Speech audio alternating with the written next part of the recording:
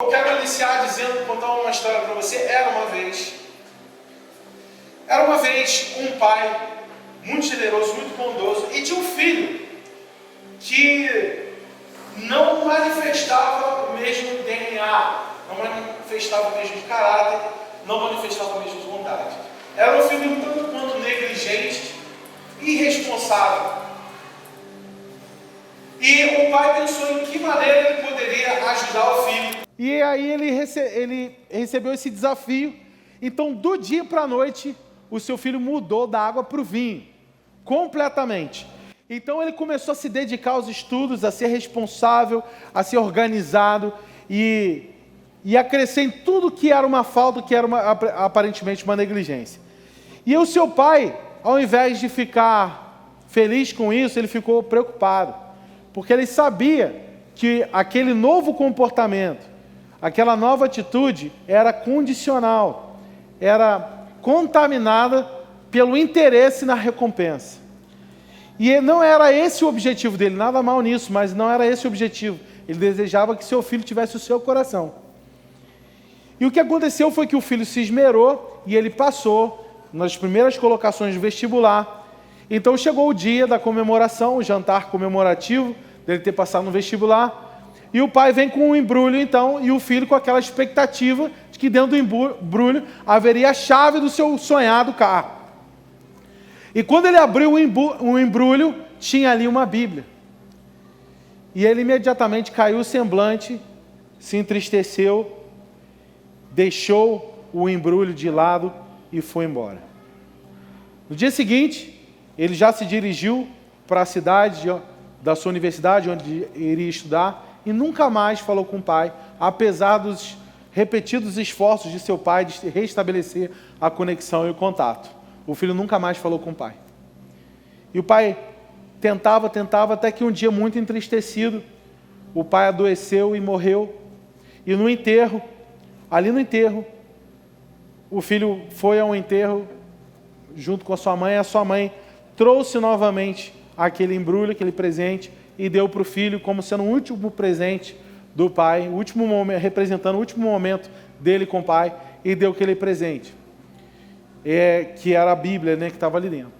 E ele, ao chegar em casa, ele pegou aquela Bíblia e foi colocar numa prateleira do seu escritório, e ao colocar, ele viu caindo uma folha, ele foi ver uma folha de cheque e uma carta dizendo: meu filho, está aqui conforme combinado, tem aqui nesse cheque o valor para você escolher o carro que melhor te agradar, está aqui o dinheiro, minha palavra está cumprida, mas eu acredito que esse carro não vai poder fazer por você o que essa Bíblia vai fazer, que é transformar o seu coração, porque foi por causa dela que eu me tornei quem eu me tornei. E aí o filho caiu em choro, em remorso, em arrependimento triste, e infelizmente era tarde demais. Ele não falha. Ele não falha. Ele nunca falha. A gente é que atrapalha. Esse é o tema da nossa mensagem hoje. Deus não falha. A gente que atrapalha. Veja, nessa história, é uma história não sobre o filho negligente, é uma história sobre a bondade do pai. Sobre o desejo do pai de compartilhar o seu coração com o seu filho. É uma história que nos faz perceber que o pai fez tudo o que ele podia fazer, tudo que estava ao seu alcance, deu o seu melhor, ofereceu o seu melhor para o seu filho. Da mesma maneira, a Bíblia fala que Deus não poupou o seu próprio filho, antes nos dará também todas as outras coisas. Deus não poupou o seu próprio filho, Deus nos deu não o seu melhor, Ele nos deu tudo. Ele nos deu tudo. Ele não deu o melhor filho, Ele não deu o melhor anjo, Ele deu tudo, Ele deu o seu único filho. E Ele deu por nós, Ele nos presenteou. E a palavra, a Bíblia, é esse presente que conta a história do seu filho. É de Gênesis a Apocalipse, é tudo sobre Jesus, é tudo sobre o relacionamento de Deus com o homem, é tudo sobre a aliança de Deus com Jesus. E nós somos chamados a mergulhar nisso, entender quem Deus é. E o que acontece é que nós muitas vezes, por não sabermos qual é a natureza do nosso Pai, a gente desconfia da bondade dele. Preste atenção nisso. Muitos atribuem a Deus a causa dos seus insucessos, de suas frustrações e decepções, quando na verdade Deus fez tudo.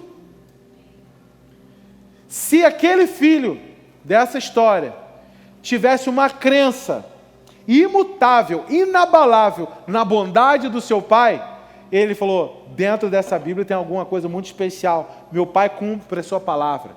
Meu pai não se atrasa. Meu pai cumpre as suas promessas. Meu pai é poderoso para fazer infinitamente mais do que eu possa pedir, sonhar ou imaginar.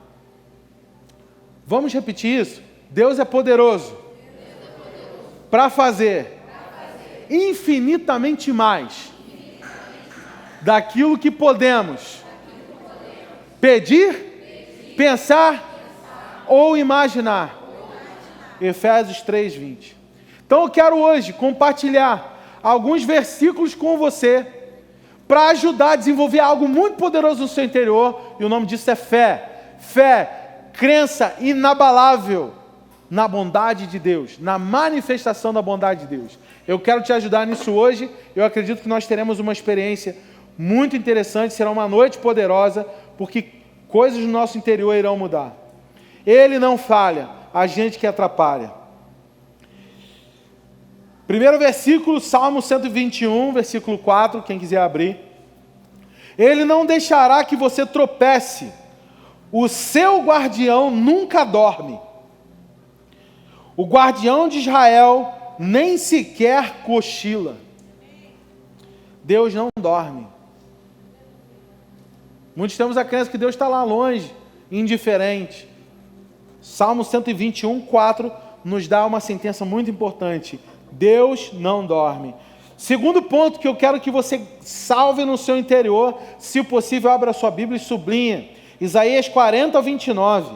Deus não se cansa. Versão Mensagem diz o seguinte, Isaías 40, 29. Ele não entra em estafa, ele não se cansa, ele não faz intervalo para recuperar o fôlego, ele conhece tudo, nos mínimos detalhes, ele fortalece os que estão cansados, ele renova as forças daqueles que desistiram. Deus não desiste, Deus não se cansa, isso é do homem. Isso é nosso, essa é a nossa parte. Isso é o que a gente sabe fazer, desistir. Deus não desiste. E aqueles que olham para Ele, aqueles que creem nele, se tornam como Ele e também não desistirão e não se cansarão, renovarão as suas forças, subirão como a asa da águia. Amém? Olha, não vou continuar não, se vocês não estiverem comigo. Eu vou embora, hein? Vamos lá. Tiago 1,17, Deus não muda. Toda boa dádiva, todo dom perfeito são do alto, descendo do Pai das luzes, em quem não pode existir variação nem sombra de mudança. Deus não muda. O que isso significa? Que o que Ele fez de abrir o Mar Vermelho, o que Ele fez de desbaratar os exércitos de Faraó, a coluna de fogo, a nuvem de glória, o Deus que fez as muralhas caírem, que fez um vale surgir um exército, Deus que chamou Lázaro para fora, que chama as estrelas pelo nome, esse é o nosso Deus, e Ele não muda. Tudo muda, tudo passa, as palavras dEle não passarão, o seu reino não terá fim. Deus não mente, Números 23, 19. Deus não é homem para que minta, não é filho do homem para que mude de opinião. Acaso Ele fala e não age segundo a sua palavra? Acaso Ele promete e não cumpre o que prometeu? Repita comigo, Deus não é homem para que minta. 2 Pedro 3, 9, Deus não se atrasa. Deus não está atrasando a sua promessa como alguns pensam. Ele está contendo por causa de vocês, adiando, porque Ele não quer que ninguém se perca, Ele está dando cada um mais tempo para mudar. Deus não se atrasa, como julgam alguns. Na verdade, Deus tem um tempo certo. Ele tem a hora certa de fazer as coisas. E Ele está sempre concedendo uma oportunidade para que ninguém fique de fora, para que ninguém pereça. Vou dar uma profecia para o seu futuro. Santificai-vos, porque amanhã Deus fará maravilhas no vosso meio. Sabe o que Deus tem para o seu futuro? Maravilhas. Sabe qual é a profecia para o seu futuro? Sabe o que você tem que fazer no seu futuro? Se prepara hoje, porque você vai viver amanhã.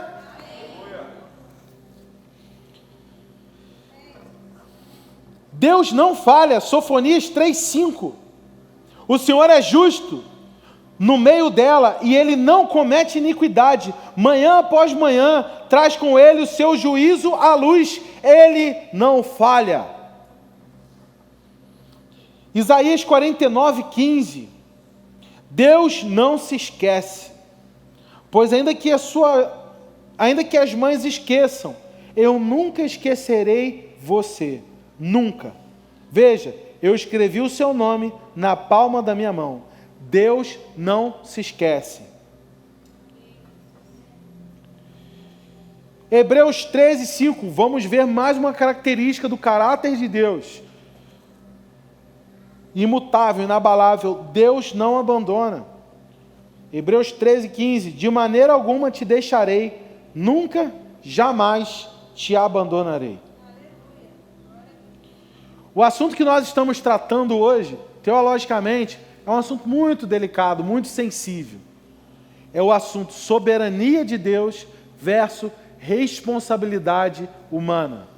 Soberania divina versus responsabilidade humana. É muito difícil, existe muita controvérsia a respeito disso. Por isso, por quê?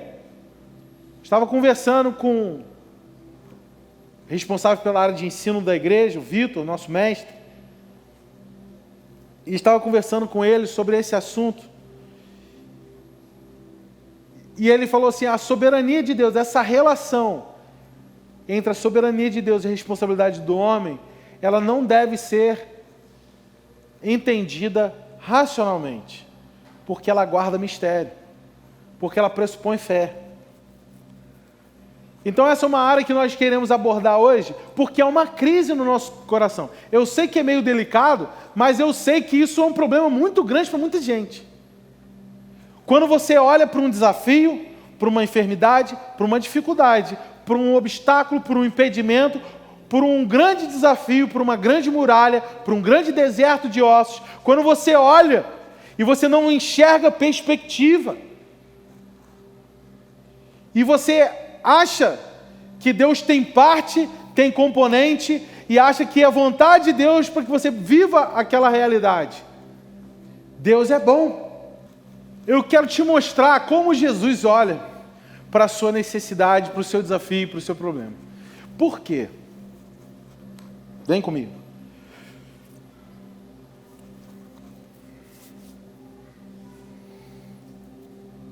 Uma borboleta, ela não precisa de um milagre. Perdão, uma lagarta não precisa de um milagre para viver o seu destino. Ela não precisa de oração, ela precisa de um processo. Então, muitas vezes, Jesus lançou os seus discípulos num processo para que, em meio ao processo, eles fossem trabalhados para remover a incredulidade do coração. Pega essa aí, anota que é para a vida. Todo o processo que você é inserido, o objetivo é remover a incredulidade do seu coração. Porque o justo viverá pela fé, não por vista. Tudo nesse mundo nos incentiva a viver por vista. Mas a grande verdade é que em muitos momentos a luz está apagada. Por exemplo, nos nossos dias hoje. Ninguém sabe quando essa pandemia acaba. Ninguém sabe como será o dólar amanhã, ninguém sabe o que vai acontecer com as empresas, com o governo, com a política, com o Bolsonaro, se continua presidente ou não, o que vai acontecer, se chega a vacina, se não chega, se vai vir mais variantes do vírus, se não vai. É um cenário como nunca houve antes, de tanta instabilidade por causa da globalização. O que acontece do outro lado do mundo ecoa aqui, o que acontece aqui ecoa lá, e aí fica todo mundo nesse mar. Parece que a gente está navegando realmente no mar, sem saber se haverão tempestades, quais serão o tamanho das ondas, se vai ter vento, se não vai ter, se a gente vai ficar à deriva no meio do caminho, se a gente vai naufragar. É um período de instabilidade muito grande, mas não importa. Eu quero, já que a gente falou sobre as circunstâncias, vamos ler aqui o Salmo 2, eu acho que vai te abençoar muito. Não estava no script aqui, mas vamos ler isso aqui, vai te ajudar. Salmo 2.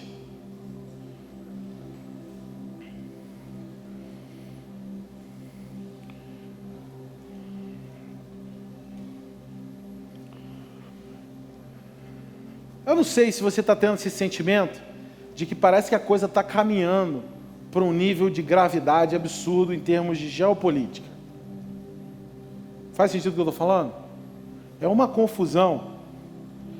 Alguns matemáticos, pela observação de números, constataram que os números de infecção, eles tiveram saltos expressivos em meses que não tem base num fenômeno natural de contaminação de vírus. Ou seja, os matemáticos acreditam que isso foi manipulado, que isso é como se fosse uma arma química, depositado na população para controle da população mundial, mas isso são teorias da conspiração, etc. Não é meu objetivo aqui, apesar de ser muito aderente a isso, vou deixar isso de lado. Veja o que diz o Salmo, vamos nos ater à palavra. Nações, por que todo esse alvoroço? Povos, por que todas essas artimanhas? Líderes mundiais perseguem a supremacia política. Demagogos e representantes se reúnem para discussões de cúpula. Os que negam o eterno se opõem ao Messias, dizendo: vamos nos libertar de Deus, vamos nos livrar do Messias. Sentado no trono nos céus, o eterno ri. Chega a arrepiar aqui, ó. Primeiro ele se diverte com a presunção deles, depois se refaz e fica zangado, furioso, ordena que se calem. Será que vocês não sabem que existe um rei em Sião?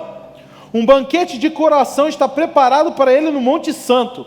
Contarei a vocês o que o Eterno diz sobre o que acontecerá a seguir. Ele disse: você é meu filho, hoje é o dia do seu nascimento. O que você quer de presente? É só pedir. Nações, continentes, é só dizer, e todos eles dançarão para você. Se quiser, pode jogá-los fora. Portanto, reis amotinados, usem a cabeça. Juízes arrogantes, aprendam a lição. Adorem o Eterno com respeito e celebrem o seu temor reverente. Beijem o Messias ou vão experimentar a sua ira. Tem intimidade com Jesus ou vira poeira, meu irmão. A ira deles está prestes a explodir, mas quem buscar a Deus não se arrependerá. Nós pertencemos a um reino que não passa, que não é abalado. Vou te lembrar, a gente está no Salmo 2, certo? Aqui, ó, uma página antes, Salmo 1. Como é bom você que não aparece na roda dos escarnecedores, nem anda à espreita num beco sem saída, nem frequenta a escola dos desbocados. Pelo contrário, você vibra com a palavra do Eterno, rumina as Escrituras dias e noite. Você é como árvore plantada no Éden, dando fruto novo a cada mês, cujas folhas não secam e está sempre florescendo. Existe uma regra, uma exceção na natureza. Deus falou lá em Gênesis, a aliança que Deus fez com Adão: haverá sempre dia e noite, inverno e verão. E a lei da semeadura foi o que a gente leu na semana passada. Sabe o que Deus estava fazendo lá? Vai sempre existir estação. Sempre haverão tempos de escassez, tempos de abundância. Sempre terá períodos frios e períodos de calor. Sempre haverá a estação das chuvas e a estação da colheita. Sempre haverá isso. Porém, existe uma exceção. A árvore plantada junto ao rio dá fruto todo mês. o ano inteiro. Não depende de estação. Não depende de adversidade. Não depende de circunstâncias para florescer. Tem alguém aqui? Eu estou dando uma palavra para você hoje. Se você estiver plantado no rio, o que é estar plantado no rio? A Bíblia diz claramente na prática: medita na palavra dia e noite. Esse projeto aqui, de capa a capa, nasceu por causa desse salmo. Foi esse salmo que Deus me deu. Vou criar condições para que a igreja medite diariamente em casa na palavra. Quero te ajudar nisso. Para quê? Para que não importa o que aconteça, se vai ter lockdown ou não, não interessa. Não importa o que vai acontecer com a economia. Se você está plantado junto às fontes das águas, não tem estação para você. Posso ouvir um aleluia? Se eu fosse pentecostal, eu estava rodando aqui, gritando. Ah! Posso ser eu? Então Jesus olha para a nossa condição, e eu quero, por favor, fazer um ajuste aqui nessa mensagem, para que você não entenda mal e não fique com uma ideia ruim, não sobre mim, mas sobre tudo, sobre Deus, sobre as coisas. As circunstâncias, elas existem para remover a incredulidade do nosso coração. Então eu não estou dando você um artifício para você viver florescendo todo o tempo. Não é porque o homem está no centro e Deus vai servir os apetites humanos. Não é isso. É para que você entenda que o propósito numa adversidade é revelar Deus para você e revelar o seu interior quanto de incredulidade ainda tem em você. Não importa quão seguro financeiramente, profissionalmente e etc. seja alguém, essa pessoa sempre estará sujeita a estações, sempre estará sujeita a desafio. Sabe o que é prosperidade na Bíblia? É paz. Paz nas finanças, paz na família, paz nas relações, paz nos processos. É paz. É ter o mundo caindo lá fora, tempestade, ondas açoitando o barco e você dormindo com Jesus legal no barco. Recentemente eu passei por uma grande tempestade. Eu falei com as pessoas mais próximas a mim. Sabe o que eu fiz? Eu fui dormir. 2 horas da tarde, vou dormir. Uma coisa que eu nunca faço. Vou dormir. Dormi, acordei com a mensagem, com a solução. É isso, gente. Dormir com Jesus no barco. Amém? Então Jesus olha para a sua adversidade, feito esse ajuste, continuemos. Jesus olha para a sua necessidade e olha o que ele diz. Vendo ele as multidões, compadeceu-se delas, porque estavam aflitas e exaustas, como ovelhas que não têm pastor. Se você está aflito e exausto, Deus olha para você e tem compaixão. Você vê isso, esse mesmo versículo, você vê ele em 3 lugares no livro de Mateus. Mateus 9:36, Mateus 14:14, Mateus 15:32. Ele olha para a multidão e sentiu compaixão, porque elas estavam aflitas, exaustas e famintas. E eu agora quero entrar numa história que nós vimos claramente, Deus manifestando a sua fidelidade. Como o pai do início da nossa mensagem aqui, da ilustração, Deus manifesta a sua bondade, Ele é fiel, Ele cumpre, Ele proporciona, Ele abastece, Ele favorece. E nós muitas vezes é que atrapalhamos os planos de Deus, e eu vou te mostrar isso claramente no episódio bíblico, que está em 2 Reis, capítulo 13, versículos 17 a 19. Deus te dá um contexto aqui. Salomão morreu. O seu filho fez o que era mal aos olhos do Senhor. O seu neto fez o que era mal aos olhos do Senhor. Nós estamos falando aqui do tataraneto de Salomão, rei de Judá. E ele estava aflito porque ele estava sendo assediado pelos povos assírios. E ele disse o seguinte: Eliseu estava morrendo. Logo na vez dele que ele foi coroado, o profeta, que ninguém ouviu nas gerações anteriores, estava morrendo agora. E ele falou assim: pô, justo na minha vez que eu quero fazer tudo certo, o profeta está morrendo. E aí ele foi chorar diante de Eliseu e falou: meu pai, carros de Israel e seus cavaleiros, você está morrendo. Ele falou assim: espera aí, segura a onda. pega o arco. Ele pegou. E disse, abra a janela para o oriente. Repita comigo, oriente. Ele abriu e disse mais, atira. Repita comigo, atira. E ele atirou e prosseguiu, flecha da vitória do Senhor, flecha da vitória contra os assírios, porque ferirás os sírios em Afeca até os consumir. Repita comigo, até os consumir. E disse ainda, toma as flechas. Ele as tomou, então disse ao rei de Israel, atira contra a terra, e ele a feriu 3 vezes e cessou. 1, 2, 3. Então o homem de Deus se indignou muito contra ele, e disse, 5 ou 6 vezes deveria ter ferido a terra. Então ferirás os sírios até os consumir, porém, agora só 3 vezes ferirás.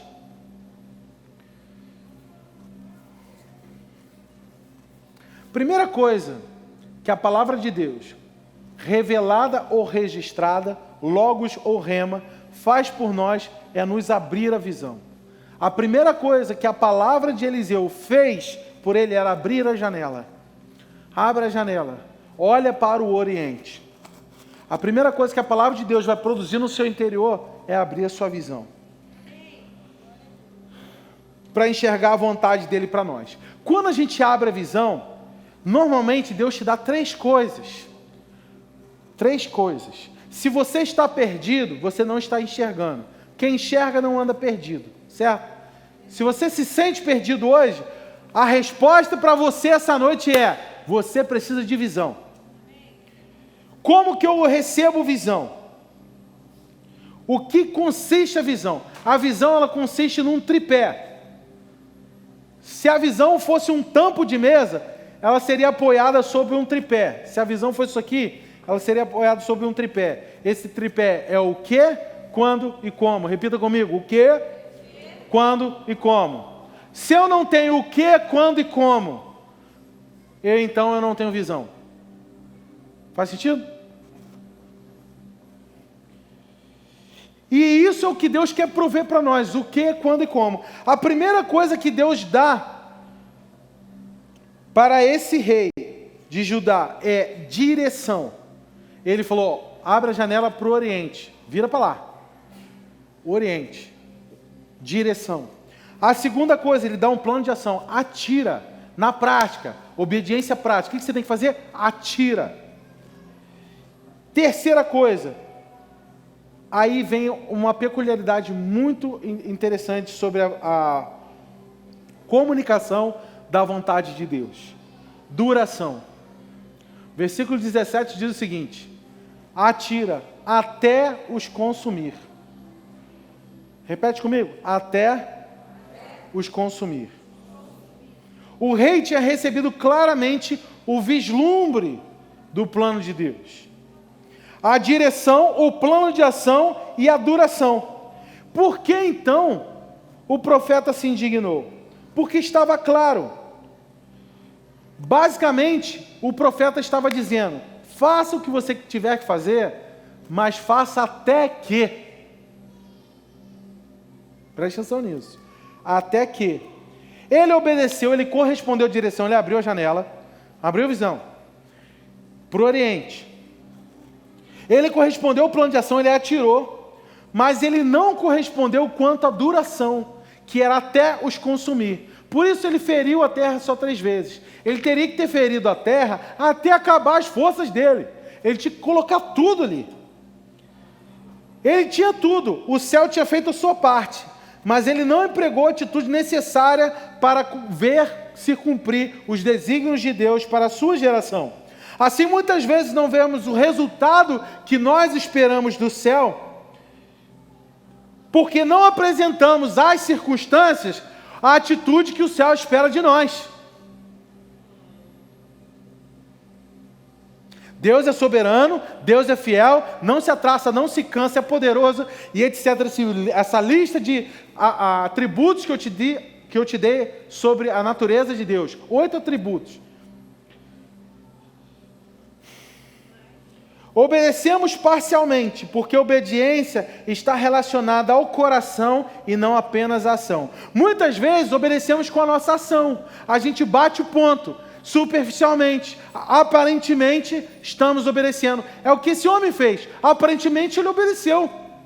Aparentemente, ele abriu a janela. Aparentemente, ele atirou. Aparentemente, ele feriu a terra. Mas não até que...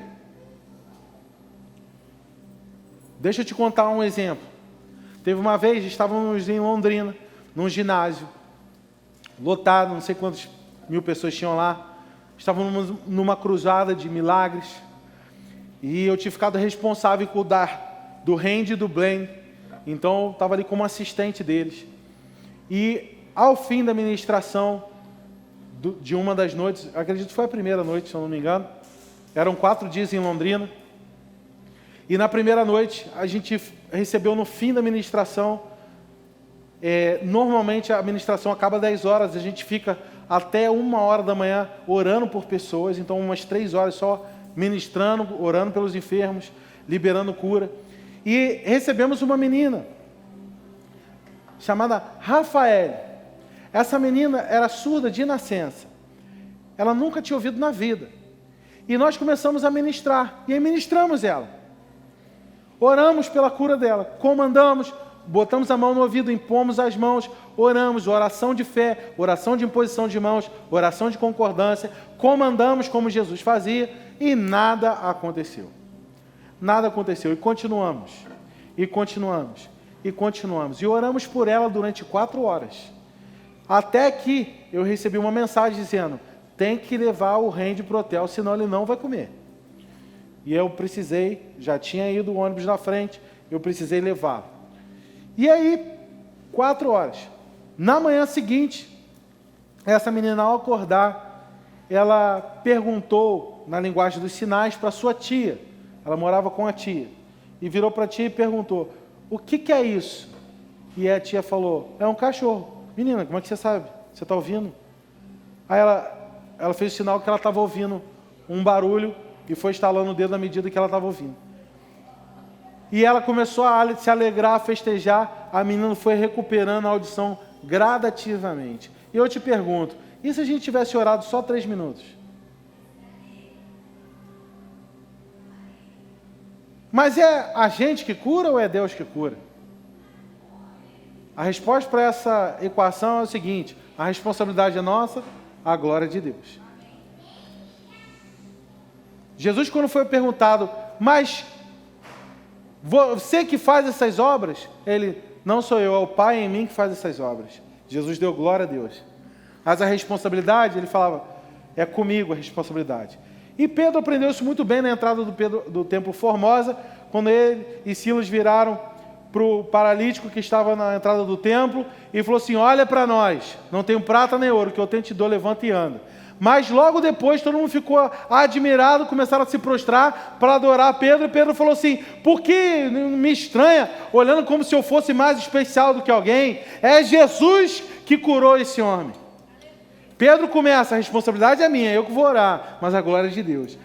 Então o que acontece é que muitas vezes nós estamos nisso. Nós obedecemos em parte com o nosso coração. Batemos o ponto, fazemos o suficiente, o mínimo necessário, mas não totalmente. Quando que nós deveríamos ter orado por aquela menina? Orar até ver. Ou ela pedir para ir embora, ou alguém falar que tem que ir embora. A gente tem um curso de cura para quem precisa, quem quer. Inclusive, nós tivemos isso na última edição do Imagine, e já tivemos muitos testemunhos essa semana de pessoas orando pelos enfermos, eles foram curados. Quem quiser ver, amanhã tem Imagine aqui na igreja, vai ouvir testemunhos em primeira mão, que a gente fica meia hora só compartilhando experiências da semana. Se você quiser fazer parte, está aí disponível para você.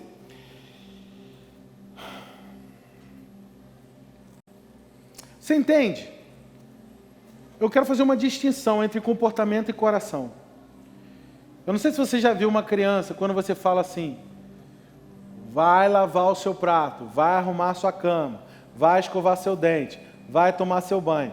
E a criança não quer ir e vai assim, né? Senta, fica sentadinho. Por dentro está sentado, por fora está sentado, mas por dentro está em pé, né? está obedecendo com comportamento, não com o coração. E muitas vezes a gente fala, Deus fala, faz isso, aí você, tá bom, vou lá, vou fazer. E aí você faz com comportamento, quando deveria fazer com o coração.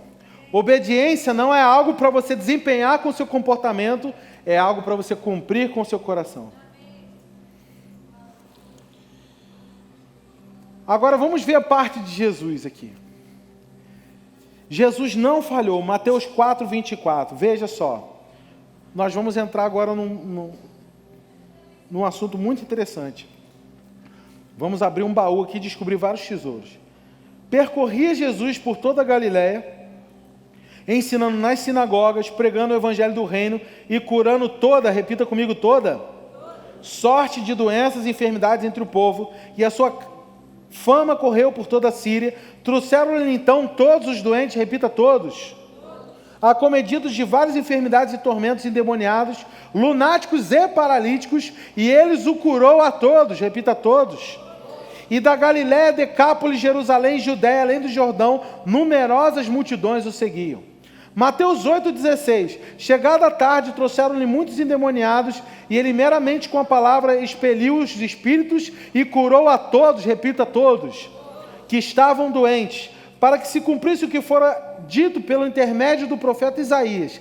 Ele mesmo tomou as nossas enfermidades e carregou as nossas doenças. Mateus 10, versículo 1. Tendo chamado seus 12 discípulos, deu-lhes autoridade sobre espíritos imundos para expelir e curar toda, repita toda, sorte de doenças e enfermidades. Jesus disse, no capítulo 28 de Mateus, toda autoridade me foi dada no céu e na terra. E ele usava toda a autoridade para curar todos os tipos de doenças de todas as pessoas que vinham até ele. Amém? E aí o que ele faz? Ele pega essa autoridade, ele compartilha com os discípulos, dizendo, para curar toda sorte de doenças. Deu-lhes autoridade sobre espíritos para curar toda sorte de doenças e enfermidades. Então nós temos toda a autoridade. Jesus nos deu toda a sua autoridade. Mateus 12, 15. Mas Jesus, sabendo disso, afastou-se dali. Muitos seguiram e a todos ele curou. Repita comigo. Todos ele curou. E eu te pergunto, essa é uma crença, né? Jesus não cura todo mundo, né? Por que nem todo mundo é curado? Por que não somos curados? Por que não vivemos algo expressivo, extraordinário? Por quê? Por quê? Nem todo mundo da época foi curado, mas todos os que vieram até Jesus foram curados. Porém, tem um mistério aí, vem comigo. Vamos abrir aqui. Nós vamos entrar agora em como nós podemos atrapalhar o que Deus quer fazer. Nós vimos na história desse rei de Judá que já estava tudo pronto para ele, a direção e a vitória liberada. Vocês estão entendendo isso? Está claro? Estava a vitória liberada, tudo que era parte do céu estava pronto. O que ele não fez? Ele não correspondeu com toda a sua atitude. Mas aqui nós vemos que Jesus tinha toda a autoridade, ele pegou toda a autoridade e curou todos os tipos de doença de todas as pessoas, todos os que vinham até ele eram curados. E ele pegou e deu toda essa autoridade para os discípulos. Mas olha o que acontece nesse texto aqui em Mateus 17, versículo 16. Apresentei-te aos teus discípulos o endemoniado, mas não puderam curá-lo. E Jesus exclamou, ó geração incrédula, até quando estarei convosco? Até quando eu vou ter que vos suportar? Trazei-me aqui o menino. E Jesus repreendeu o demônio e saiu do menino, e desde aquela hora o menino ficou curado. Então os discípulos, aproximando de Jesus, perguntaram em particular, por que motivo não podemos expulsá-lo? E ele respondeu, por causa da pequenez da vossa fé. Pois em verdade vos digo, que se tiveres fé como um grão de mostarda, direis a este monte, passa daqui para acolá, ele passará, e nada vos será impossível. Olha que interessante. Jesus tinha toda a autoridade, pegou essa autoridade, curou todos os tipos de doença, de todas as pessoas que vinham até ele, pegou aí toda a autoridade e derramou toda essa autoridade sobre os discípulos, porém, houve um problema aqui. os discípulos não puderam expulsar um demônio. Não deu certo. Com Jesus deu certo, 100% dos casos. Com os discípulos não foi 100% dos casos. E eu te pergunto, por quê? Está escrito aqui, por causa da falta de fé. Geração incrédula.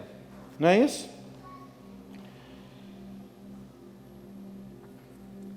Então, a falta de visão é uma maneira de você atrapalhar os planos de Deus na sua vida.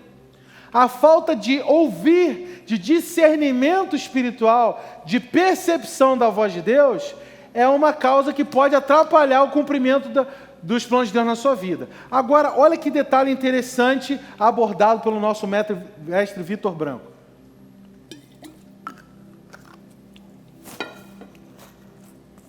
Ouvir a voz de Deus sempre será um benefício de todos. Todos que são filhos são guiados pela voz de Deus, Romanos 8,14.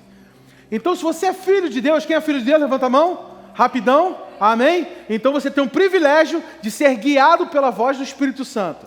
Porém, essa voz do Espírito Santo muitas vezes fala diretamente com você, e às vezes Deus usa a comunidade de fé, a nossa família espiritual, para nos encorajar mutuamente, profetizando uns para os outros. Então é possível que eu receba uma direção de Deus, o que, quando e como, através de uma palavra que vem de você. Que Deus toque você para falar comigo. Por isso a Bíblia fala em 1 Coríntios capítulo 14, todos podem profetizar. Todos. E assim nós vamos nos encorajando, nos fortalecendo, nos equipando. Uma direção pode vir através do seu líder. Uma direção de Deus, um sentimento, uma confirmação. Amém? Então nós estamos, se por causa da nossa natureza caída, por causa da nossa limitação, muitas vezes por causa da nossa agitação, nós olhamos para aquilo que deveria ser transparente, que é a visão que Deus tem para você, e a água está turva, porque você está agitado. Mas aí tem alguém que tem uma máscara que entra ali e vê claramente e te fala, olha, eu estou percebendo isso na sua vida, faz sentido? E aí nós vamos andando segundo a direção. E nós temos um outro problema que eu acabei de abordar aqui, que é a falta de fé. Falta de fé. Está claro aqui. Qual era o resultado que era para acontecer aqui? Os discípulos eram para ter expulsado o demônio. Mas dentro deles ainda havia falta de fé. E o que Jesus fez com eles nesse capítulo? Os lançou numa tempestade. E no meio dessa tempestade, o objetivo era remover a fé do seu coração.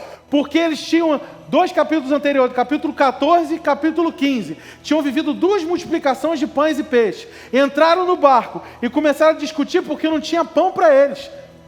Então eles tinham fé para Deus usá-los para distribuir e alimentar uma multidão, mas não tinham fé para alimentar suas próprias necessidades. Muitas vezes somos assim, somos cheios de Deus para o irmão, para abençoar famílias, mas na nossa própria família nós não vemos a manifestação do poder de Deus. E por quê? Porque Deus nos lança em processos para remover a incredulidade do nosso coração e a gente ter condições de caminhar pela fé. Romanos 10, 17. A fé vem pelo ouvir a mensagem. A mensagem é ouvida mediante a pregação da palavra de Cristo.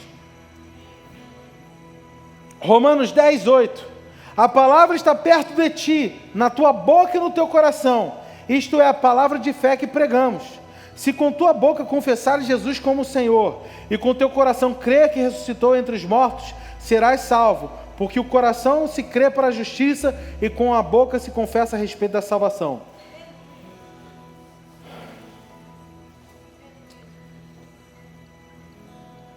Como eu posso receber fé? Se eu tenho falta de fé, e a minha falta de fé atrapalha o desenrolar de tudo que o céu já preparou, voltando na ilustração do início. O que é falta de fé? É não ter a convicção absoluta na bondade do Pai, de cumprir a sua palavra, de abrir a palavra e ter dentro dela o poder para realizar grandes coisas, de ter o cheque, sabe? O cheque está pago, foi compensado na cruz. Tudo foi conquistado, está liberado. Mas nós não abrimos a palavra para acessar o poder. E vivemos uma vida inteira longe do nosso Pai, atribuindo Ele a culpa das nossas mazelas.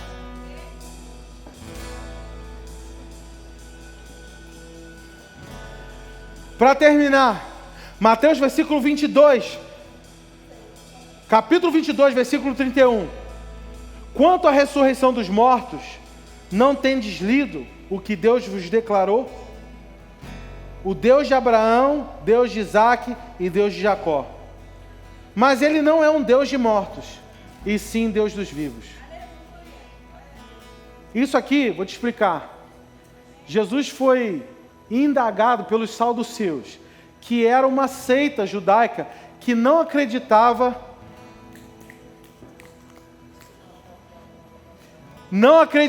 na ressurreição.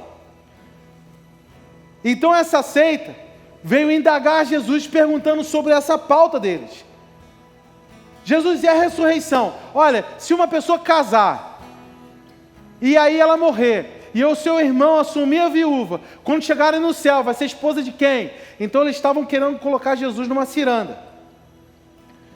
E aí Jesus responde: quanto à ressurreição dos mortos, não vos tende lido o que Deus vos declarou. Eu sou o Deus de Abraão, eu sou o Deus de Isaque, eu sou o Deus de Jacó. Ele não é Deus dos mortos e sim dos vivos. Aí eu olhei isso, eu fiquei com a pulga atrás da orelha. Mas pelo amor de Deus, gente. Ele falou assim, ó: Deus não é Deus dos mortos. Mas ele acabou só de citar nome de morto. Abraão está vivo, gente? Nem nesse dia aqui que Jesus falou isso estava vivo. Isaac estava vivo? Não estava. Jacó estava vivo? Não. E ele estava falando: Deus é Deus de Abraão, Isaac e Jacó. Ele é Deus dos vivos, não dos mortos. Aí eu falei: eu não estou entendendo mais nada. Aí sabe que o Espírito Santo falou comigo? Quem viveu pela fé vive até hoje, vive na eternidade. Para Deus, quem é vivo? Quem anda por fé. Para Deus, quem é morto? Quem não crê e quem não confessa está morto em seus delitos e pecados.